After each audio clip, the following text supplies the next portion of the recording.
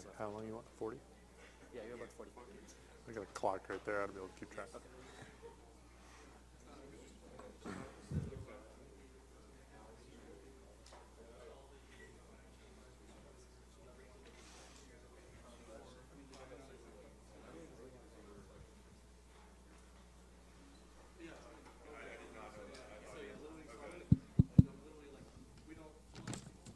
Well, good afternoon.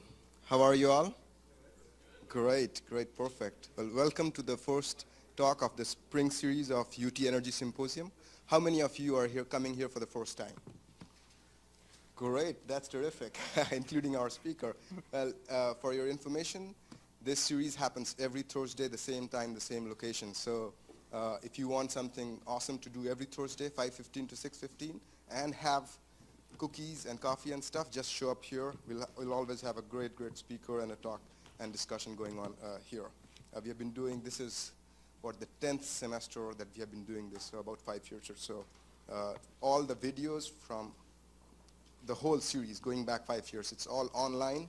Go to energy.utexas.edu, that's the Energy Institute's website. All the videos are recorded and available on demand for you, so you can check out all the speakers that we have had. Let me announce our speaker for next week, and then I'll introduce our speaker today. Next week, we'll have Matthew Norden, who is the managing partner at M&L Partners, who will be talking to us about averting energy catastrophe, why I bet the farm on China and innovation. Matt has invested in a range of different energy innovation, including, I believe, in Nest. He has a vast range of experience in what is involved in encouraging and incentivizing and funding energy innovation, which is important for a whole variety of reasons, and he'll share why he thinks that China has a very important role to play and why he has shifted increasingly his focus to what's happening there. With that, it gives me a tremendous pleasure to introduce our first speaker of the spring series, Professor Tim Fitzgerald, who is a professor of energy commerce in the area of energy economics and law in the College of Business Administration at Texas Tech University. Prior to joining Texas Tech, Tim was an assistant professor of economics at Montana State University and a Lone Mountain Fellow at Property and Environment Research Center. His areas of research include resource and energy economics, and he has written on a range of issues and topics in a variety of resource and agriculture economics journals. I met him a few months ago at one of the most prominent conferences we have in the area of energy economics, and right then I had in mind that Tim would be an absolutely fabulous speaker to have here. So please join me in welcoming Tim. Thank you very much for the kind introduction. And I'm going to just go ahead and jump right in to my talk here. This is about oil and gas royalties. And I'm an economist. And so I got interested in oil and gas royalties because I wasn't receiving them. Okay? And I always thought it must be nice to go out to your mailbox once a month or a couple times a year and have a nice big fat royalty check in there. This has led me to write a couple of papers with a collection of co-authors here.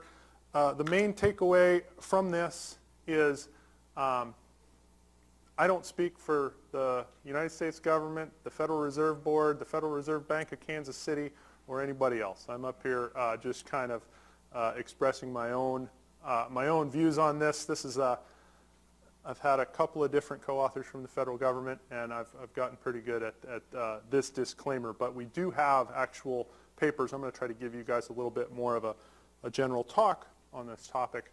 But we actually have done the work that goes behind this. Okay, so kind of a well-worn story now, particularly in the state of Texas. Over the last 10 to 20 years, we've had a sort of a technological shift in extraction of oil and gas in the United States, which has basically made resources that were previously sub-economic or we knew existed, but we didn't think we could make money extracting them. Okay? Those have become attractive prospects. This has led to a wave of development across the country. That's come with a large increase in production for first natural gas. First natural gas really centered around the Fort Worth area, the Barnett Shale, but also oil and oil up in eastern Montana and western North Dakota and the Bakken play has gotten a lot of press attention. This has led to a lot of research, as some of you I'm sure are aware, on a range of different facets of the effects of this technological boom. Okay, we could think about how much economic welfare was created. Those are numbers that generally start with B's, okay, billions of dollars per year. On the lower end, we can think about how those economic shocks may play out for different regions of the country. Does it matter whether you're in a producing region or which producing region you're in, and does that affect all people in that region the same way? A little bit towards the end of my talk, I'll kind of circle back to that topic. We can think about whether you get more economic benefit from employment, right? If you want to go be a roughneck and sling pipe, okay, maybe that's the path to riches. Personally, I mean, look at me. I'm a skinny university professor guy. I'd much rather just get the money out of the mailbox, right? And so that's something that people haven't explored until we got into this. And one of the more intriguing ideas is that the idea that there's a resource curse, okay, that having larger endowment of natural resources can actually dim your long-term growth prospects, okay? And this is something one of my co-authors has explored and a lot of other authors too. So we're really going to focus, and I'm going to talk about leasing and royalty markets, okay? So the United States is unique in the world that we have widespread private ownership of subsurface minerals, okay? And the way those markets work is oil and gas companies or their agents come to private mineral owners and ask them to lease them the minerals in exchange for a share of the gross value of production, okay, which is called a royalty.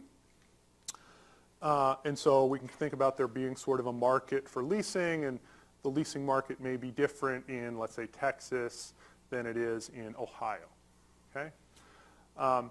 And so in some sense, we're just really interested in the distribution, how much money does the resource owner get versus the company that's going to go ahead and do the work, okay, figure out how to drill down several thousand feet and perhaps over several thousand feet, hit the sweet spot and suck oil and gas out of the ground. But I would argue that the way we're thinking about royalties really gets at the issues of if there are significant local environmental externalities associated with oil and gas production, okay, then you should care about how much of the value of production accrues locally versus at a distance, okay, and that's something we're definitely going to think about.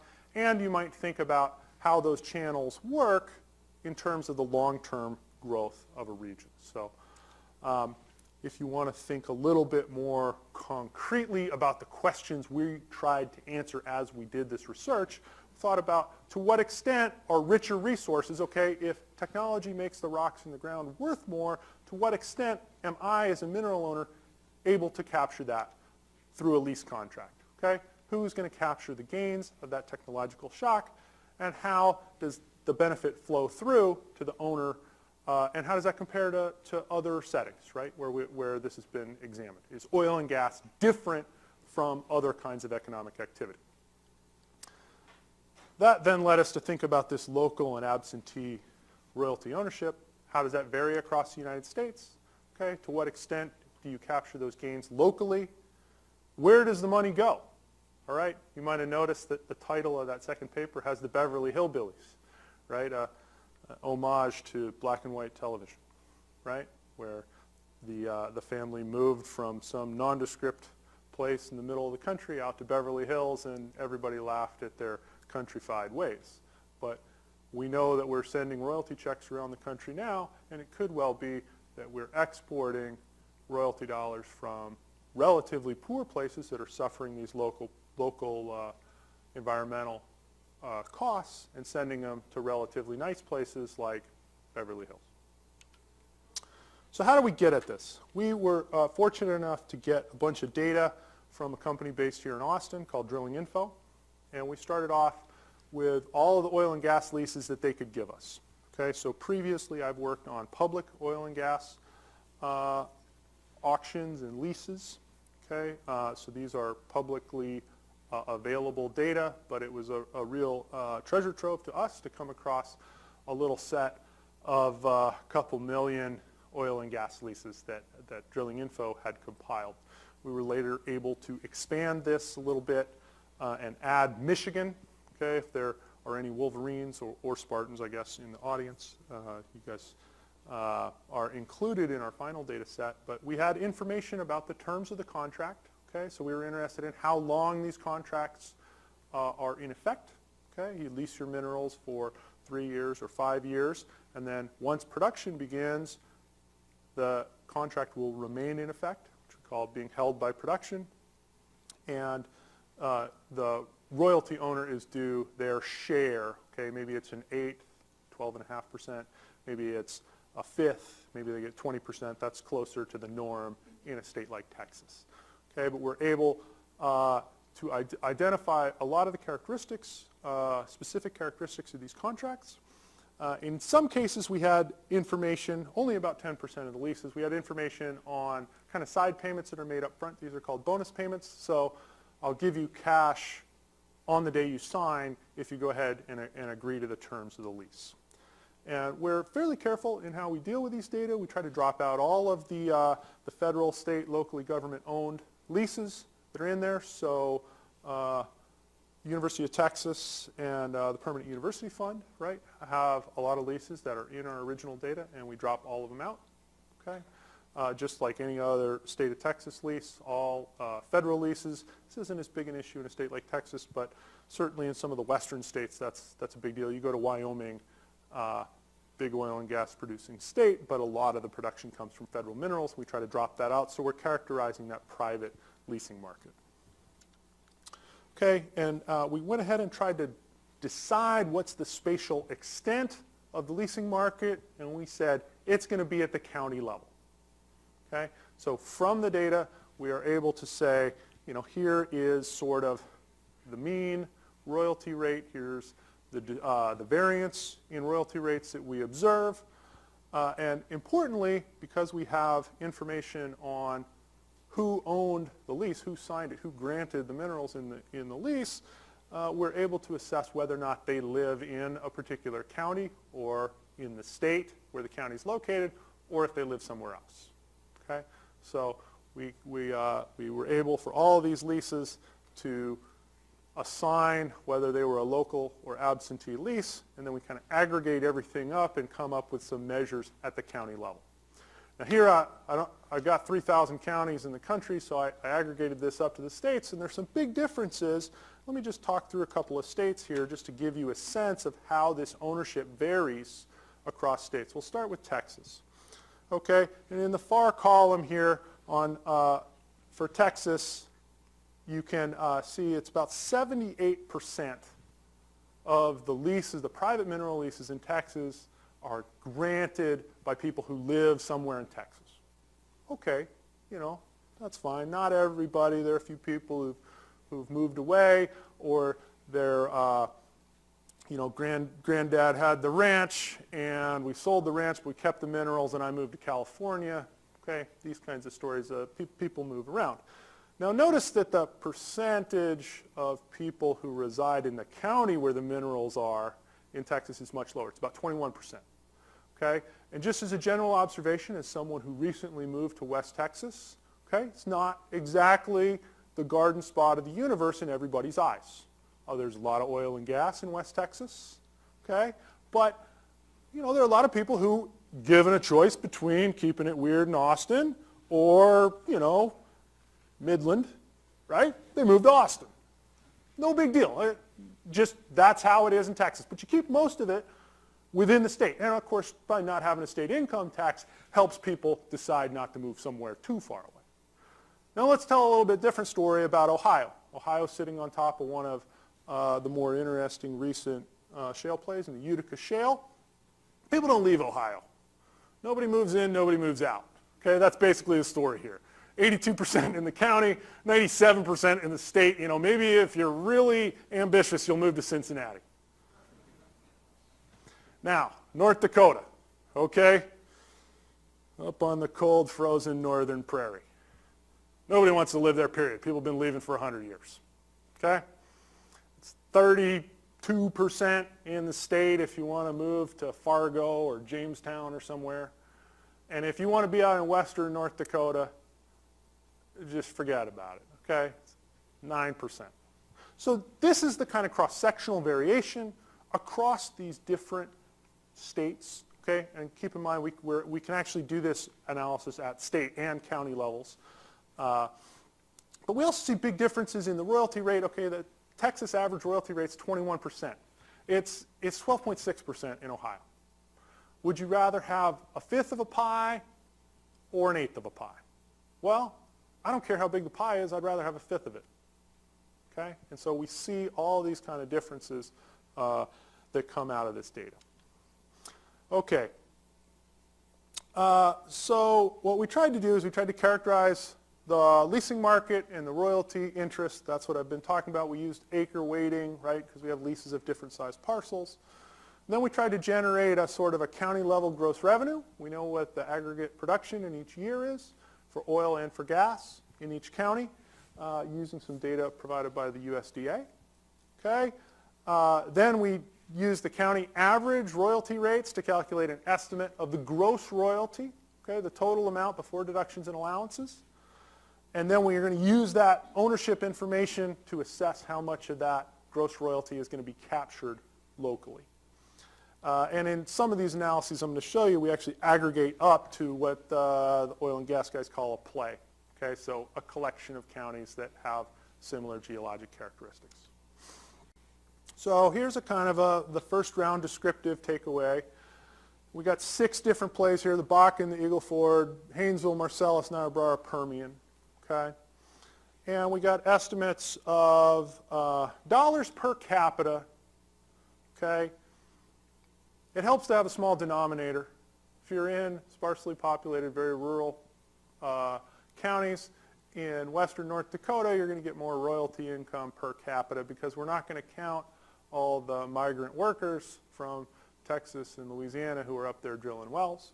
Okay, we're only going to count the people who are official residents. And so we still get quite a bit of variation for all the press that the Marcellus gets. You know, it's got much lower royalty income per capita, in part because there's a whole lot more population there in the way of local environmental externalities. Now we can think about how those differences in local ownership affect the capture of the gross royalty income at the local level, and so that kind of gives us an idea of how large this income shock is going to be. How much mailbox money is there really in each one of these plays? And then we compare that to all government transfer programs.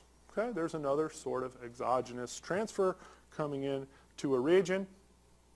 Not quite as big as government transfers, but a lot bigger than federal farm payments. Okay, so the way we calculate it, if you went to the negotiating table and you got 1 percentage point lower negotiated royalty rate, the local royalty across all the counties in your play, okay, the local per capita income would go down by $20 to $250 for the counties. Okay? So we think that the outcomes in this leasing market are potentially non-trivial, right, for people who live in these areas. Just as a kind of a validity check, we compared our gross royalty data to some data from the Pennsylvania Department of Revenue. We came out, we did a little econometric magic here. We estimated how much money actually ends up in terms of royalties on people's tax returns in Pennsylvania. We found it was pretty close to 11%. Okay? We compared that to 13.5% for our sample for Pennsylvania. And so you might think about that's the difference between the gross royalty that's due and the net royalty that's due. Pennsylvania is a state where there was at least one widely publicized company which was withholding 90 cents on the dollar from royalty checks, at least for a little while. So to see something on the order of 20, 25% might not throw you for too big a loop. I think there are a lot of sort of anecdotal stories that these things run somewhere between 10 and 20%. So I think the story is interesting up to this point. It's just sort of, we came across 2 million data points and we milked it for what it was worth. So what? What happens if our average royalty owner is Texas hero J.R. Ewing, right? Some fat cat anyway. What can we do to learn about what's going on? So we said, well, maybe these differences in these leasing markets are just due to geological endowments. Maybe the rocks in Texas are better than they are in Ohio. Maybe the people who own the subsurface in Texas deserve more. Okay, there are different histories of the industry. I mean, Ohio really hasn't been a big frontier of oil production since the late 19th century, right? And Texas has had a lot different time. So the problem we ran into is we couldn't observe county-level geological variation directly, so we decided to try to estimate it econometrically. Okay, we took well counts from drilling info to construct a sort of a profile of how many wells of different ages there were in every county, okay, all around the country, number of new completions. And we used that along with a little bit of exogenous variation in the thickness of shale. Okay, so if the shales are thicker rather than thinner, we think that there's probably more oil and gas trapped in the ground. We're going to look at the production at the county level. We're going to look at that age profile of wells, and we're going to try to match that up, and we're going to try to assign a value to how much production there should come from a given well foot of shale for different ages of wells. Okay? And then we're going to go ahead and try to think about how to control for other observable factors like your production history and how deep this shale is, which might be a proxy for the cost. Okay, what are oil and gas prices doing over time? What play are you in, right? And at the end of the day, we come up with what we think of as sort of a county-level estimate of the estimated ultimate recovery. Okay, something that in the industry is called estimated ultimate recovery. And we said, gee, how do we do? We compared our estimates to some estimates from the Energy Information Administration that are put out at the play level, and we actually got a pretty good correlation, right? Something like 0.95. So we actually felt pretty good about it at the end of the day for a bunch of economists to set out and try to do something that petroleum engineers could do before breakfast. We felt like we could have done a lot worse. Why did we want to do that? We wanted to do that so that we could estimate how the estimates of recovery, okay, that QC bar, how that's going to relate to the share of value captured by the non-royalty interest, called the working interest, right? So the companies. There may be one company, there may be a bunch of companies. We want to think about how do more valuable rocks, okay, more stuff in the ground, how is that going to translate into the share that companies are going to get? All right? And what we found when we estimated this across our counties and across years from 2000 through 2011, we found that doubling the amount of oil and gas in the ground, doubling the EUR for the average well in the county would lead to about a 2% decrease in the take-home for the working interest. That means that it's about an 8% increase for the royalty guys. Okay, the people who own the royalties, they get about 8% more. We just doubled the amount of stuff in the ground, oil and gas in the ground, and you get 8% more. That translates to about 1.2 percentage points. So you go from a royalty of 16 to 17.2%, which might sound kind of like small beer, right? If, your a royalty owner. You might like to say, you just doubled the amount of stuff in the ground. Maybe I should go from 16% to 32%, right? Maybe that's what you think should happen.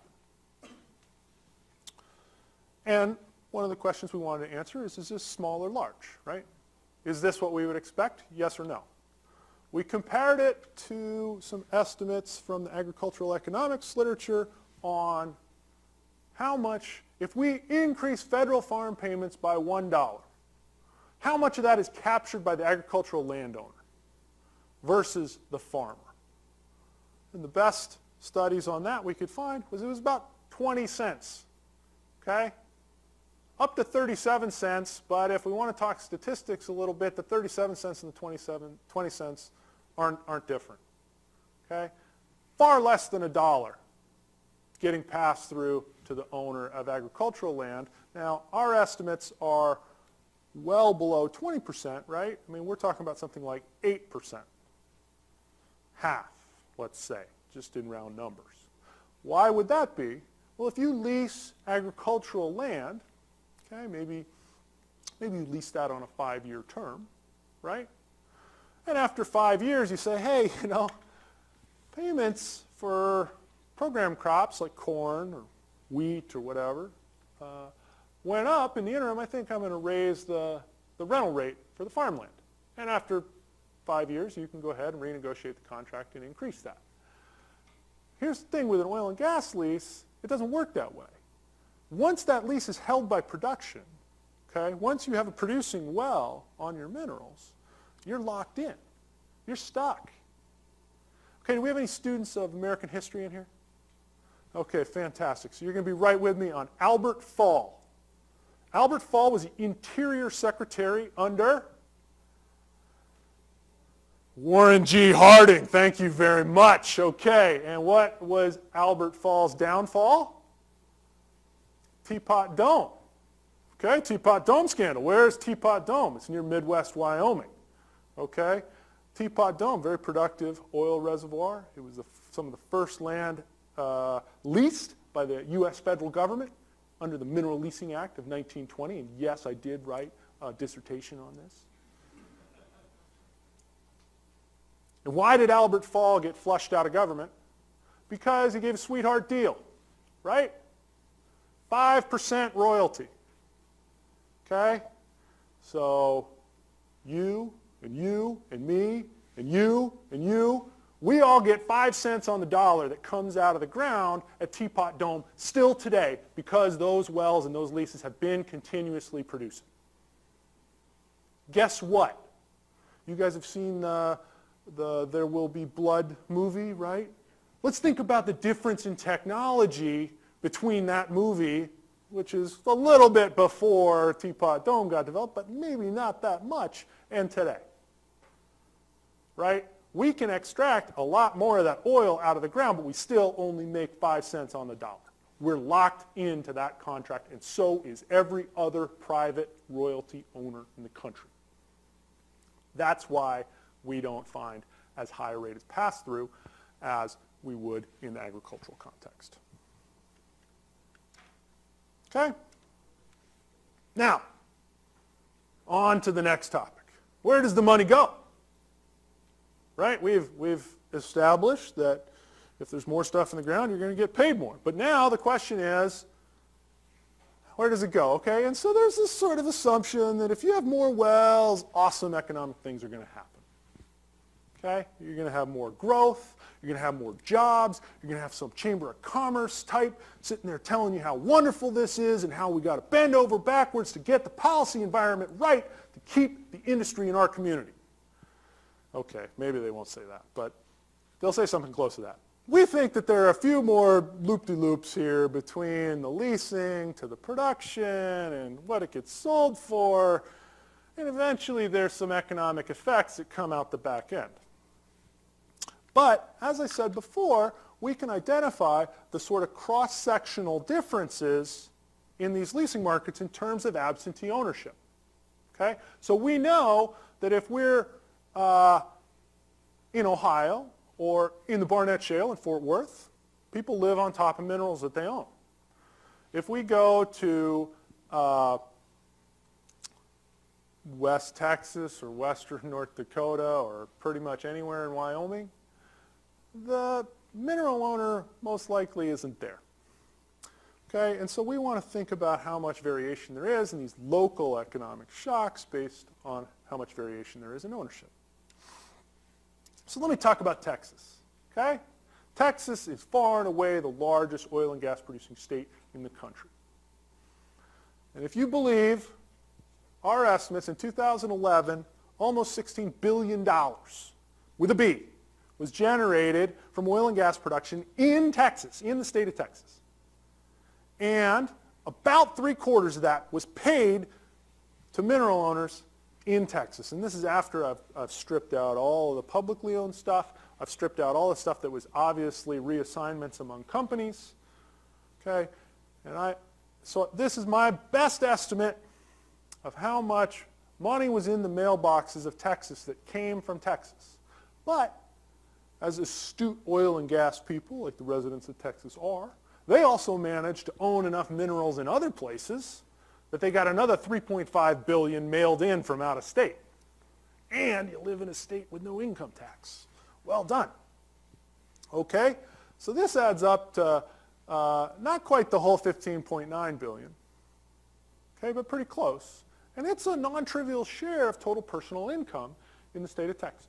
This isn't that surprising given, you know, it's a big oil and gas producing state, but it's a big deal. Okay? There are huge differences across producing states in this regard. Okay, let me tell you a couple of stories here. Let's talk about the top end, the most dependent states on oil and gas royalty income. Now let me tell you first, okay, so the first column here is your private revenue. Then I'm going to take into account the differences in royalty markets, okay, leasing and royalty markets across the states. That's going to give me the second column. Then I'm going to think about how much of that stays in state. Then I'm going to think about how much you bring in from out of state, add up those last two columns to come up with a number for how much total royalty you have in the state. Now, the highlighted states are the states that have the greatest share of their income from royalties, the way we've calculated them. Not surprisingly, we've got a bunch of big producing states here, okay? We've got Texas, we've got Oklahoma, we've got Louisiana, and then we've got a couple of states that have a lot of production, not very many people, which is also helps you on a per capita basis. These are aggregate. These are not per capita numbers, okay? But both North Dakota and Wyoming come in there. We can also think among these major producing states, right, what kind of, who's at the other end of the distribution? Who really doesn't make that much money from royalties? California has the #1 oil producing county in the country. And yet they're at the bottom of these producing states in terms of share of personal income. That's not that surprising. California's got a large and diverse economy. Oil and gas revenue is nice, but it's not the whole story. Okay? And then you got some other states, you know, Michigan and Ohio are sort of marginal, at least in 2011 when these data are from. Okay? Pennsylvania's had an awful lot of development, but really in terms of the share of income that its residents receive from oil and gas royalties, it's among the lowest producing states. Why is that? There are a couple of reasons. Gas isn't worth as much as oil. It's especially not worth very much in Pennsylvania. There are big basis differentials in Pennsylvania. And they have relatively low royalty rates. Okay? Their statewide average is something like 13.5%, as opposed to being in Texas or Louisiana or New Mexico where it's more like 21%. Okay? So we've kind of laid out how there are big differences in terms of if you're a producing state, it really matters who owns the minerals in your state and in terms of where the money goes. Okay, there are a bunch of other ways we can cut this. I'm going to just talk about the bottom one. Okay? I'm going to talk about the biggest net exporters of royalty monies in terms of share. Okay? And if we were to go back to that idea that there is a resource curse, okay, that having more oil and gas, more natural resources, okay, actually makes you worse off in the long run. The only places in the United States that there is very much empirical evidence for that is when you go to places like, West Virginia and Arkansas and Wyoming and maybe North Dakota. There are a lot of people in North Dakota who are worried that they're squandering their one big chance in the limelight. Well, it turns out that those places are exactly where the money is getting shipped out. You wouldn't expect them to do very well because they're sending the money to Houston, okay? Not to some company office in Houston, but just maybe, or maybe they're sending it to Austin. Travis County is one of the top 10 counties for importing oil and gas in the entire country. Harris County, Houston's number 1. Okay? So we think this is really pretty interesting. Before I squander all of my time, I want to talk about the flip side here. Okay? I want to talk about the people who don't have to deal with local environmental externalities. They don't have to deal with pump trucks. They don't have to deal with oil field workers clogging up the McDonald's. They don't have to deal with worrying about their air, their water, their wildlife, anything. Okay? All they got to do is walk out to the mailbox and get the royalty check. Anybody from New York? Fantastic. We can beat up on them. New York is a state that has taken a strong policy stance, okay, against development of unconventional oil and gas resources, right? They're anti-fracking. Don't frack New York, right? But they cashed $170 million in royalty checks, most of them from Texas, right? Thanks a lot. You guys go ahead and frack Texas. We'll take the money and take it down to Madison Avenue, right? Good for them. It also turns out that the second biggest place they get them from is right across the state line in Pennsylvania. And there are a lot of economists sitting trying to use that New York-Pennsylvania border, nice straight line there on the top, okay? And that's going to be the difference between wealth in Pennsylvania and not wealth in New York.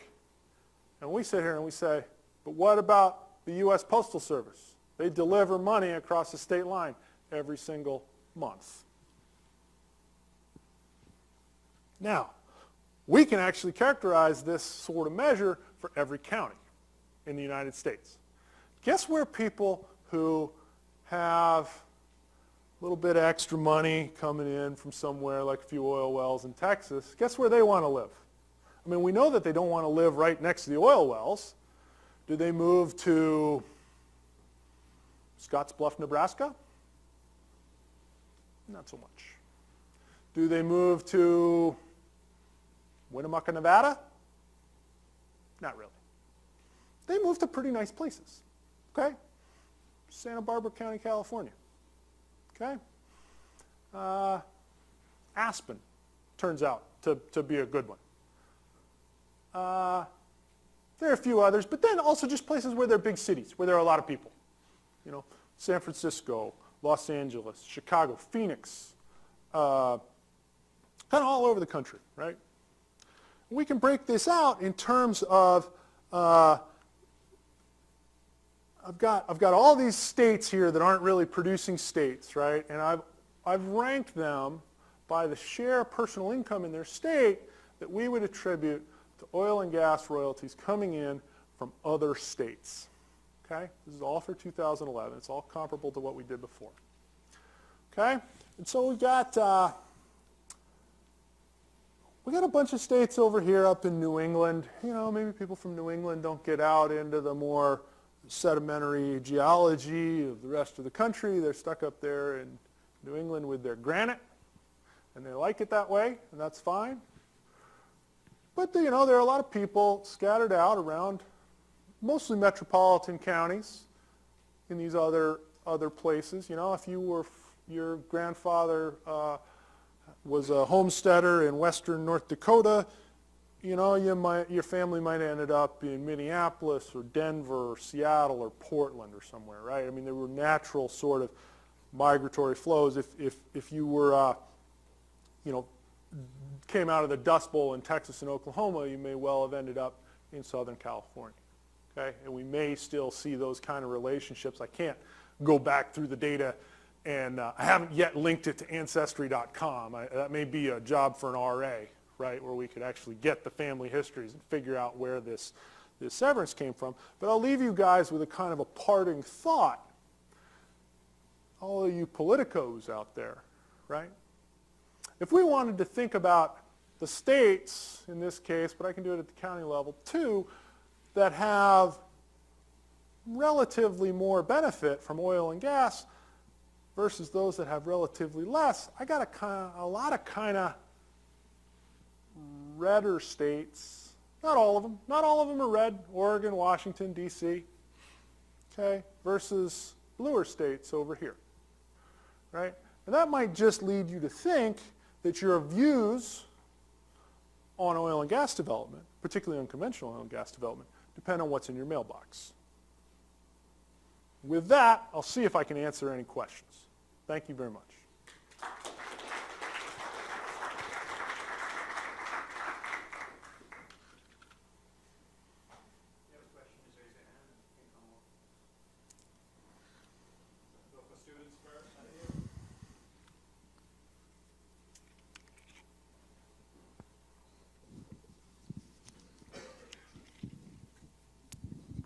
Yeah, thanks for the talk. If I remember correctly, in some states you can have a surface owner and a mineral owner. Mm-hmm. In some cases they're the same. Some states, can you just talk about that?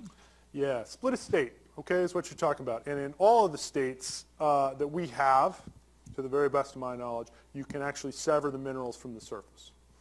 Now, in this study, we can't actually assess split estate per se, okay? What we're saying is you live in the same county, or you've granted the lease from an address in the same county, okay, which we're going to take as an indicator of where you live and do business. And we can identify where the parcel is, okay? But that does not necessarily mean that if you're in the same county, you live on top of it, first of all. And we can't actually identify whether that same grantor is the surface owner as well, okay? So while you raise a very interesting point, it's not something we do here. I can tell you what some colleagues of mine at West Virginia University found. Now, I just suggested that if you gain financially from oil and gas development, you may, on average, take a more favorable view towards the industry. They did a study in West Virginia where they went and they tracked down people who were severed mineral owners and severed surface owners versus people who owned both the surface and the subsurface, and they surveyed them. They said, how do you feel about oil and gas development? Not surprisingly, the people who thought oil and gas development were great were the people who at least owned some of the minerals, whether they owned both surface and mineral or just the mineral. The people who had the least favorable outlook towards the industry were the people who were stuck with just the surface, okay? And, I mean, this is played out in Texas politics, too, I understand, right? And there's a question of whether there's a supremacy of state law regarding the legality of being able to sever your minerals from the surface, or if you could come in and make some sort of local ordinance. Texas isn't the only one. Colorado's done it. New York's done it. A lot of people have tried to find ways to strike a balance between the legal rights historically at the state level and more local control. Does that answer your question?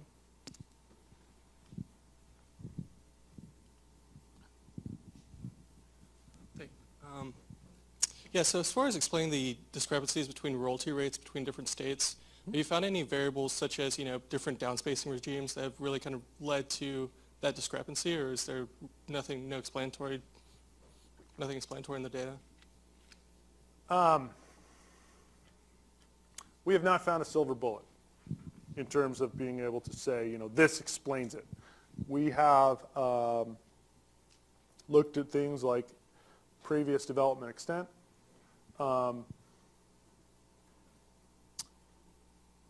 We have not explored a lot of the regulatory factors. Maybe royalty rates are higher in Texas and Louisiana because there are no environmental regulations. And if you go someplace like Michigan, it turns out they have very oppressive royalty, development regulations, and that keeps those royalty rates down because the companies presumably are going to incur higher costs and they're just less willing to pay that. The only way we've controlled for that is through the extent of previous development. So I think that's a really interesting potential future direction for work, but not something we've been able to get at. What we've spent some time looking at is, are there differences between what locals and absentee owners get, right? So there's this sort of apocryphal story, right, that all the locals go down and have coffee together and talk about their leasing terms before they sign them. And that the people who are going to get really hurt in the leasing market are the people who are a long way away. They're busy sunning themselves on the slopes of Aspen, right? What we found is actually evidence to the contrary of that, okay? That the locals may actually be somewhat less good at negotiating higher royalty rates, and the non-resident mineral owner may be pretty good at saying, gee, I bet there's a website that tells me what the prevailing royalty rates are and what else I should negotiate into an oil and gas lease. So hopefully that gives you some idea of how we thought about that. Yeah, thank you again. Excellent presentation. Along those lines, it might be that forced pooling.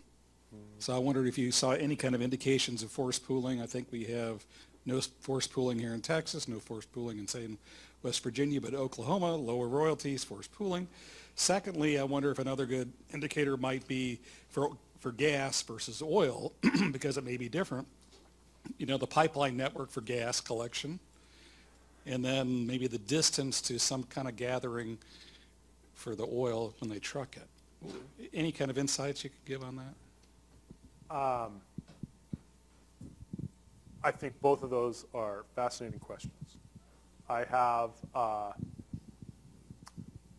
We have looked at trying to systematically have information about pooling restrictions, and we have not been able to organize that in a way yet across all of our, I think that would be a really good study to do in one place. And actually, a few years ago, I was on a PhD committee for a kid out of Georgia State, and he had used the top of the Texas, the two panhandles, Texas and Oklahoma panhandles, and he had an oil field that went across both. And he compared the production in the pooled side versus the unpooled side. And he found pretty strong evidence that the pooling made a big difference, but he didn't look at royalty rates. And then he got hired in the Emirates, and he went to Dubai, and I haven't heard from him since. On the pipeline front, pipelines are something else I've worked on, particularly gas pipelines. I think that's a really interesting idea. It's not something we thought of. It's a great area to think about future work. For just a second, can you explain the impact of the Teapot Dome scandal and how that locks us into some sort of contract? So the Teapot Dome scandal worked like this. You had a politician. He was the Secretary of Interior. He had some buddies in the oil and gas business, okay? His buddies in the oil and gas business said, sure, we would sure like to go drill at Teapot Dome. We think there's a bunch of oil in the ground, but we don't really want to pay that much for it. Albert Fall, the Secretary of Interior, says, no problem. We'll give you a sweetheart deal. It'll be a 5% royalty instead of 10. At the time, it was 10. He lost his job over giving them a cut royalty. But the thing is once that contract was in place, those leases are still producing, and they still only owe the 5% royalty. They can't be renegotiated, held up, okay? And so now, if you were to go out tomorrow maybe not tomorrow, but next week, okay, and drill a well on federally owned minerals somewhere, you would have to pay 12.5% royalty. If you go offshore, you actually bid on the royalty, and the royalty rates offshore, like out in the Gulf, okay, those are closer to 20. So the federal government, I have another paper in which we compared the federal government and various state governments across the country, okay, in terms of how much they make on their royalties. And it turns out the feds have the lowest royalty everywhere all the time. And the Teapot Dome is just the worst example of that. That was a blatant fraudulent giveaway that led to a scandal that almost brought Warren Harding down, but he died of a heart attack first. Somebody here? Oh, yeah, question two? Anybody else here that raised their hand? Mine's really quick, but for the data set that you use, what was like the last date for the leases? Like 2011? No. Okay. When we updated the data, we got some leases into 2014. And so some of the stuff, when I was talking about the regional royalties, some of those leases are from early 2014. But in the first part of it, those leases cut out in, I think June of 2013. And we would like to update this. In fact, we're working on updating this for years since 2011. But we have had a little trouble with some states providing their production information. Oklahoma. And other than that, you know, we've got all the numbers up through 2013. So. Thank you very much for your talk. Some interesting data there. All of your data is talking about the royalty rates transferring from, you know, across state borders. Have you looked at, and generally transferring to like bigger cities or where wealth is accumulated, have you looked at like from wealth accumulation or cities where wealth is accumulated and potentially speculative investing, buying mineral rights in these areas, and you know, how much wealth transfer has been through that, even if they haven't drilled in those areas, and like how that's maybe helped other states' economies by having this influx of speculative mineral right purchasing? That's a really interesting idea. The answer to your question is no.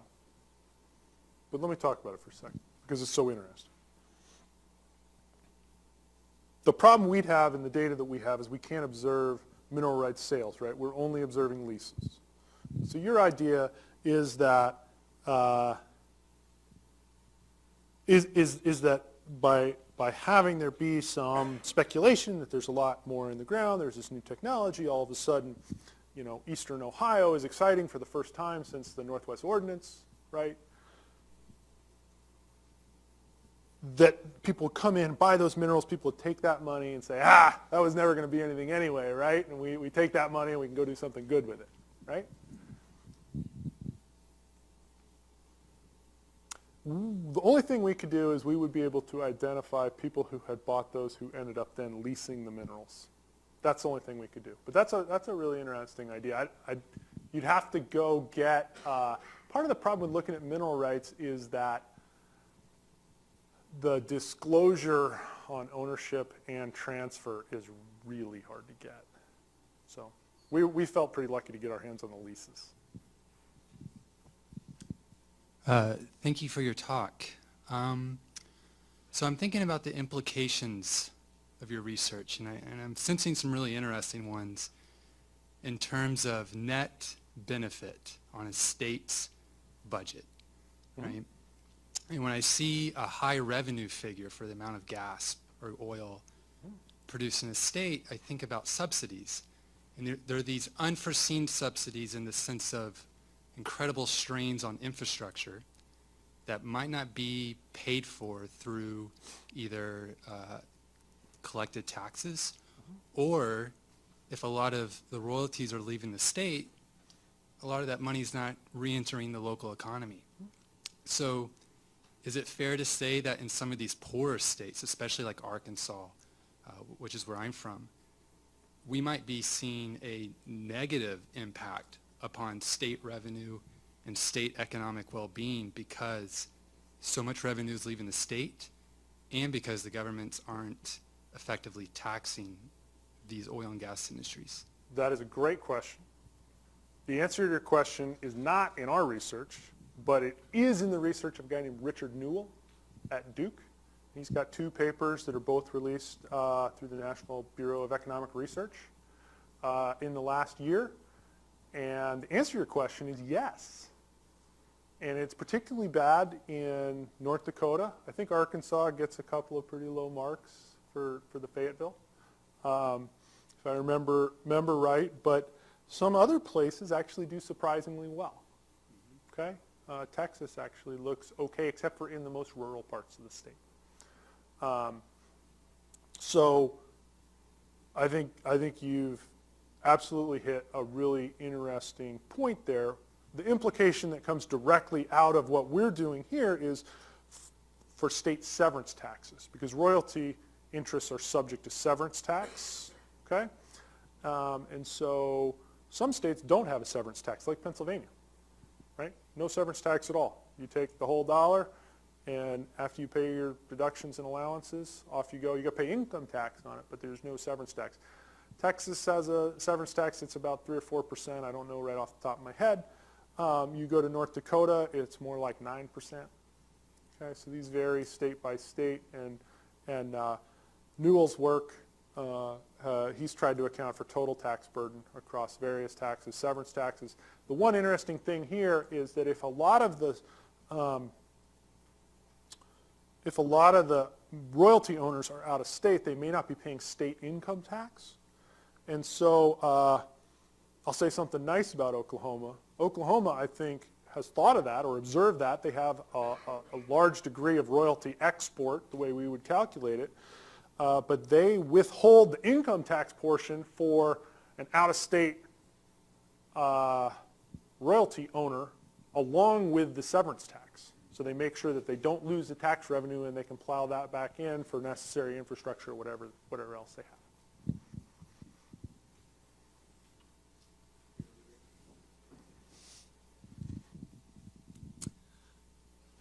How much do you think there's a parallel?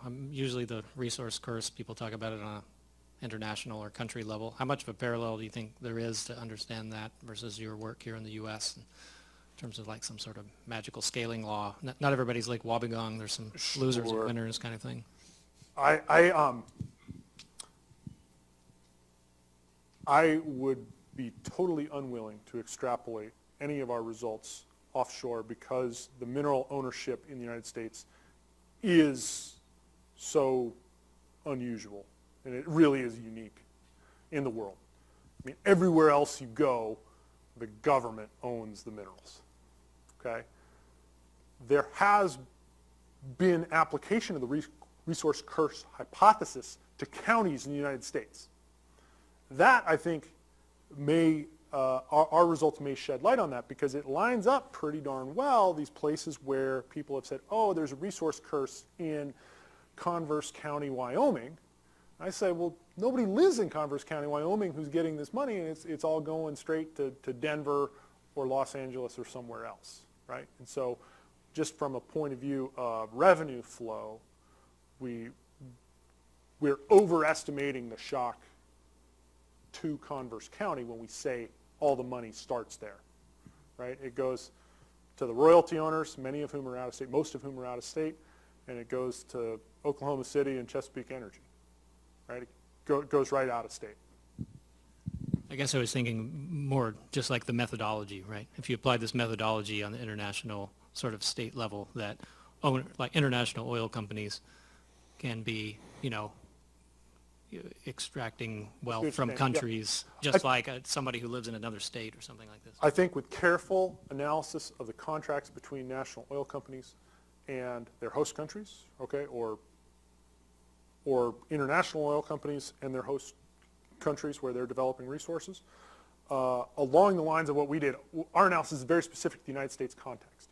But I think you could conduct a similar analysis with attention to those contractual details, and you might get some good traction out of that. I mean, so there has been some work on sort of strength of institutions, but not this sort of contractual analysis that we did.